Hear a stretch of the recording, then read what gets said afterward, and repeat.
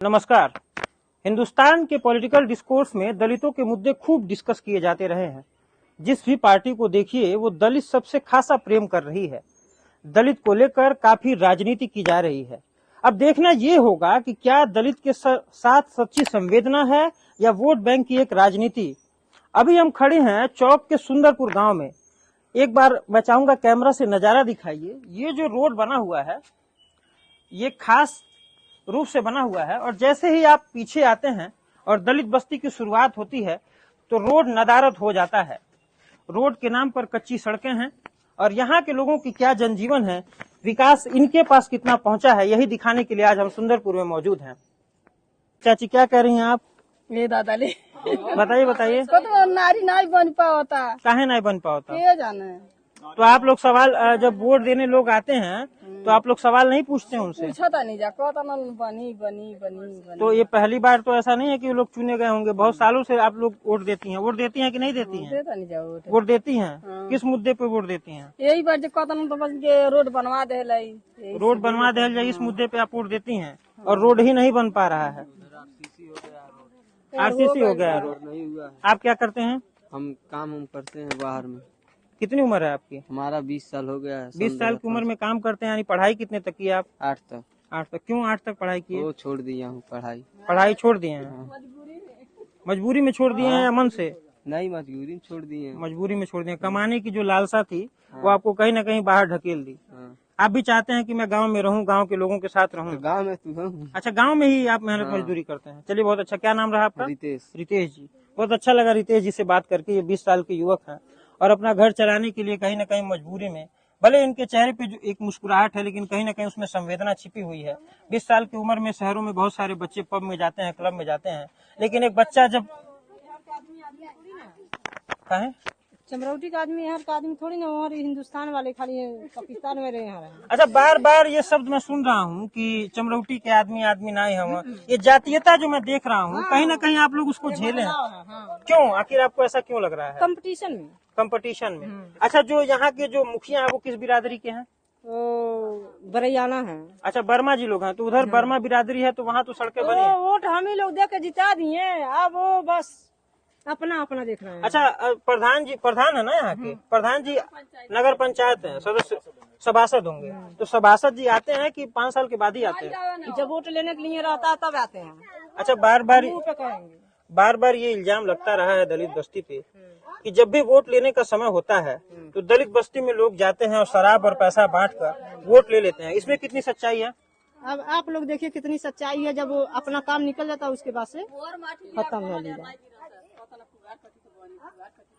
क्या आप क्या कहना चाहेंगे अपने सभासद से? हमको कुछ नहीं करना, बस रोड ही सही हो जाए और सब सही है। रोड और नाली, बिजली समय से पहुंचती है? समय तो पहुंचती है सब कुछ, बाकी लाइन तो समय से आ गया, बाकी तो नाली नहीं है, रोड नहीं सही है। अच्छा, रोड और नाली आपकी मुख्य समस्या है। बच्चों की शिक्षा के बारे में क्या सोचती हैं आप? अरे तो आप बच्चों का पैसा रहेगा तो शिक्षा क्या, अब हम लोग का कमी है, पैसा रहेगा तो पढ़ाएंगे, हम लोग गरीब आदमी हैं। नहीं, सरकार तो कह रही है कि हम प्राइमरी स्कूलों को कॉन्वेंट जैसा बना रहे हैं, मूलभूत सुविधाएं दे रहे हैं, 5 किलो राशन दे रहे हैं। वो सब मिल रहा है, सब गुल्लक में जा रहा है। गुल्लक मतलब मैं समझा नहीं। अच्छा, सारा पैसा जो है वो बेच के खा ले रहे हैं लोग। ठीक है, तो यही लोग खा रहे हैं ना जो लाभार्थी हैं।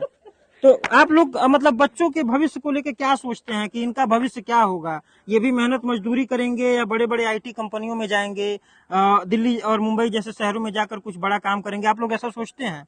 सोचते हैं तो सोचना भर नहीं होता है काम।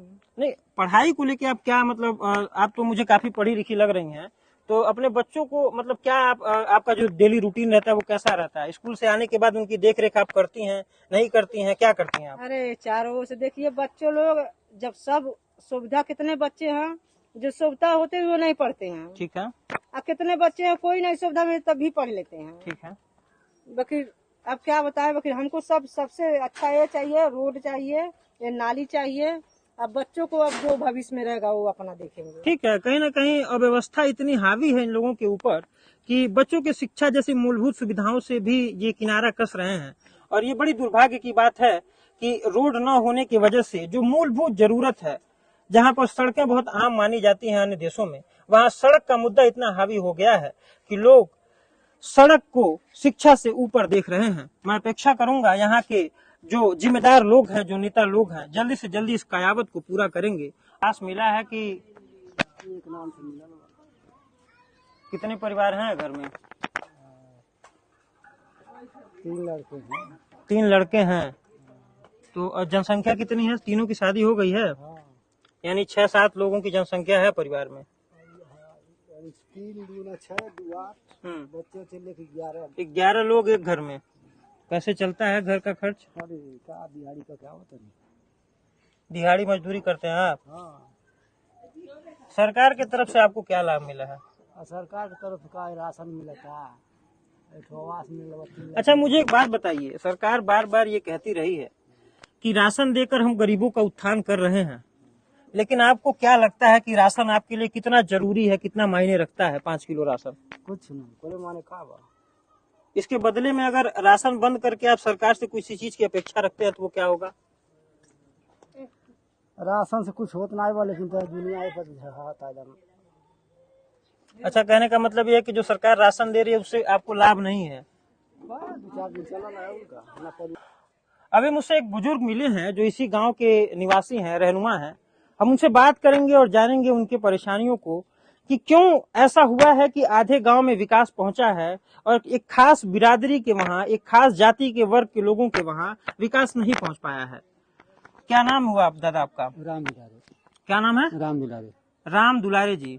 राम दुलारे जी, जैसा कि मुझे इन्फॉर्मेशन मिला है आपके गांव के बारे में, तो मैं यहाँ पर आया हूँ। तो क्या कारण रहा है कि आधे गांव में पक्की सड़कें बनी हैं और जैसे ही हरिजन बस्ती शुरू होता है, जैसे ही दलित बस्ती शुरू होता है, वहाँ पर विकास रुक जाता है? रुक गई भाई, सब का था झुरखइये हुई तो बनी। अच्छा। तो अभी ये माटी नहीं बाटे। अच्छा। तो ये कितने साल पुरानी बात है? भाई कितना दिन भइली बनल। भाई एको महीना नहीं भइल। हाई तो ढेर दिन के बनल है कच्ची। ऊ नहीं, ऊ पकियोवा नहीं, हाई तो ढेर दिन के है। अब पकियोवा 1 महीना हो गए, कहत नहीं बनी। ओहर से है, हो एक मोड़ से। हमारे साथ कुछ महिलाएं भी मौजूद हैं। मैं चाहूंगा एक बार कैमरा नजदीक लेके आइए। और काफी निराशा है लोगों के मन में इसको लेकर कि आधे गांव में विकास हुआ है और आधे गांव में नहीं हुआ। क्या कह रही थी दीदी आप? जैसे इधर है दलित बस्ती है, इधर ना नाली है ना सड़कें है। ये आपके दिमाग में इतना मस्त लग रहा है, हम लोग तबीयत खराब हो जा रहा है। अच्छा, नाली भी नहीं बना है? नहीं, कुछ नहीं है, आप नहीं दिख रहे हैं। आपके दिमाग में ये किसने डाला कि आप दलित रहे तो इस वजह से नहीं बना है? और तभी नहीं ना बना है, सब बन गया है, हमारे और बना ही नहीं है। तो कहीं ना कहीं जातीय दुर्भावना आपके साथ हुआ है कभी ना कभी? अरे हुआ तो नहीं, अब हो रहा है। अच्छा, हाँ, इसको देख के तो कहीं ना जब कहीं नारी नहीं है, जब सड़कें नहीं है, इधर वही ना हो रहा है। बताइए, जिधर है उधर बन गया, आज जिधर नहीं था उधर नहीं बना। अच्छा, आप इसी गांव की हैं? हाँ। अच्छा, आपके हस्बैंड क्या करते हैं? यही खेती गृहस्थी करते हैं। खेती गृहस्थी करते हैं, मतलब गांव पे ही रहते हैं? हाँ। और बच्चे? बच्चे भी सरकारी हॉस्पिटल, सरकारी आईटी स्कूल में पढ़ते हैं। अच्छा, सरकारी स्कूल में पढ़ते हैं। हाँ। तो क्या भविष्य देखती हैं अपने बच्चों का आप? क्या करें, जैसे है वैसे पढ़ा रहे हैं। अच्छा, तो जितने में है उतने न करेंगे। नहीं, सरकार दम भरती है कि हम सरकारी विद्यालयों को कॉन्वेंट जैसा बना रहे हैं, बहुत अच्छी शिक्षा व्यवस्था दे रहे हैं। तो आपको क्या लगता है कि पहले से सुधार हुआ है या स्थिति अभी भी वही है? नहीं, सुधार हुआ है। सुधार हुआ है। हुआ है। ठीक है, इनकी शिकायत सरकार से नहीं है, सरकार से जो है थोड़ी बहुत है, लेकिन इनकी शिकायत ग्राम स्तर की व्यवस्थाओं से लेकर जरूर है कि गांव में आधे गांव में विकास होता है और आधे गांव में विकास नहीं होता है। और खास करके जब उस मोहल्ले में विकास नहीं होता है, जो हाशिए पर खड़े लोग हैं, तो थोड़ा दुख जरूर होता है। हम और भी लोगों से बात करेंगे।